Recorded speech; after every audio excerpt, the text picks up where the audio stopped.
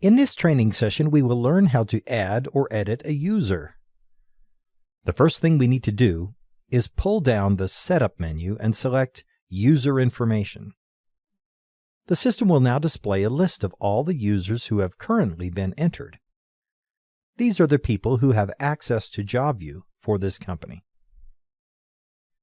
As you can see, the user ID and username are listed. You can select an existing user by highlighting the user and clicking Change, or double-clicking on the user in the list box. Or you can enter a new user by clicking the Insert button. In this case, we're going to enter a new user. The system will ask us for the system password anytime we wish to change or delete any user. The system will now ask us for a user ID. This is usually the 3 initials of the user, or any other 3-letter designation. We can now enter the first name, middle initial, and last name of the user. We can also enter the person's email address. This will be useful if this user sends out email messages from within the program. Also, there's a pull-down list box containing all the employees from the employee file. If this user has a record in the employee file, select their record from the list. The system then asks us whether this user will need a password to enter the program. If so, enter the desired password in the new password field. The last option for entering a user is to edit the user's menu access levels. This refers to the number of accounting menu options this user has access to when operating the system. In order to view or change the access levels, click this button and the following window comes into view. This screen has a number of tabs, each tab representing one of the main menus of the system. The General Ledger tab, for example, contains all the different menu items available in the General Ledger module. Each menu item is represented by a checkbox.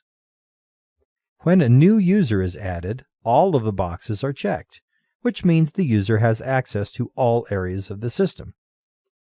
To disallow access to any one menu item in the system, simply uncheck that box.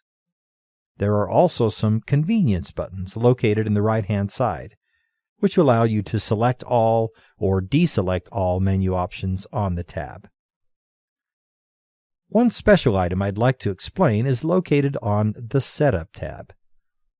Here you can see a setting titled Finish Postings with Errors.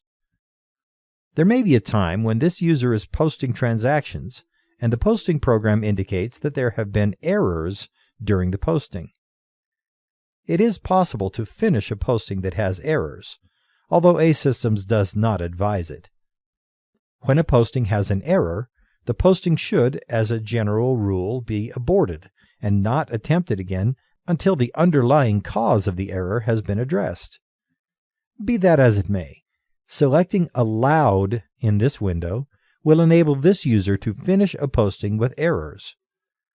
If you would prefer that this user does not have the ability to finish an errant posting, select Not Allowed.